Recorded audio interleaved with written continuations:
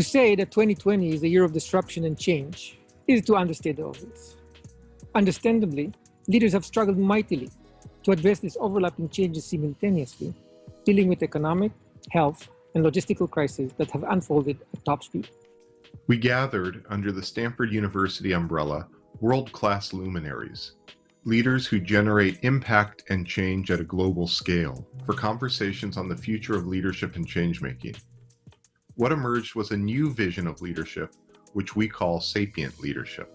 We're in the midst of so many crises happening at the same time. It's truly unprecedented times. This is the first time, at least in my lifetime, and I think for most of us, where we are all facing great vulnerability about things that really matter. We're trying to avoid being that next story about the retailer that grew and died because it didn't change by changing pretty aggressively. And this crisis has sped all that up. Just let me put my medical hat on for a second. This disease is not going to go away.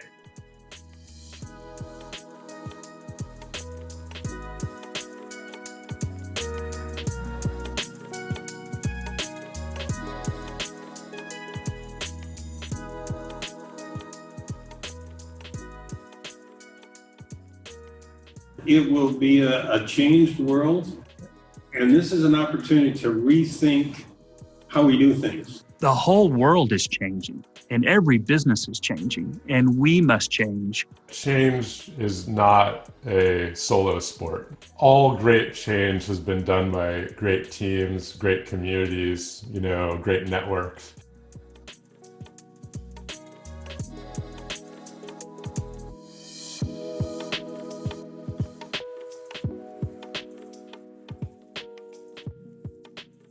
It was Lincoln's quote that we must think anew and act anew. The law of diminishing returns is a real thing. Like, if you don't change things, you decline.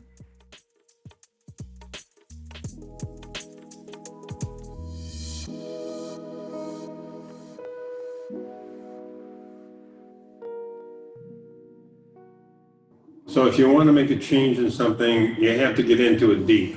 I think each one of us needs to decide to become the president the world needs.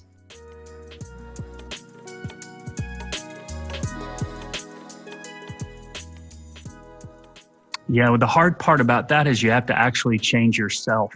You have to be clear on what your values are, what your purpose is, and what you want your cultural behaviors to be. And then most importantly, the leaders have to act that way. Like, you have to live it. It's got to be authentic and what you do habitually, not something that's forced, because if it's not you, it won't last. And it can't just be the person that's in the lead job. It's got to be a broad group of leaders that are behaving that way. Being able to have the self-awareness to give up one part of your identity to embrace a new one is one of the greatest superpowers you can have if you want to have the greatest impact on the world. For this moment or any other challenge we are going to continue to face and need to deal with collectively, collaboratively, with compassion, with care, with respect for science, with humility, with passion, with purpose, with good principles.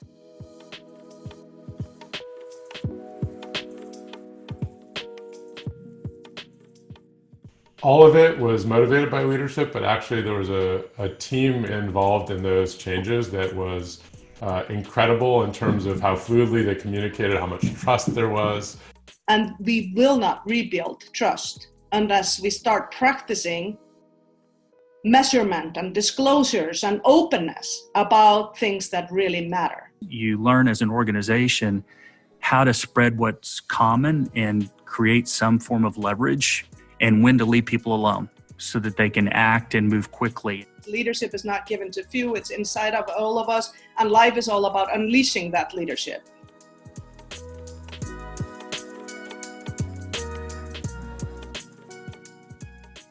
It's one thing to talk about the significance of change, but if you don't pair that with real learning and development on your own, it falls short.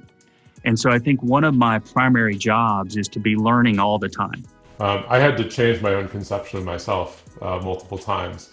And I noticed the times where I wasn't changing myself rapidly enough, where I wasn't maybe the most effective person I could be in my life, it was because I was fighting that change. I realized that there are smart people all over the world. And so I used to travel. If I'd hear somebody doing something someplace in the world, I would pick up my pencil and paper and I would go and watch them do it.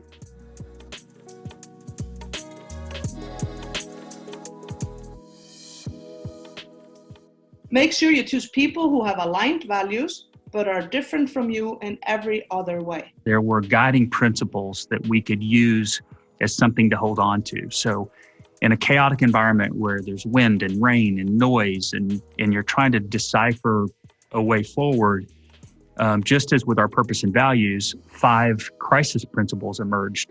I sat down and I said, why are we here? Why do we have a clinic? Why do we have doctors? Why do we have salaries? Why do we have a hospital? There's really only one reason, and that's for patients. If you are not values driven, but you are building technology, you're really on dangerous ground. We as a species have never confronted change of this magnitude or at this pace. Sapient leadership is a framework that enables accelerated adaptation in a wise and humane way.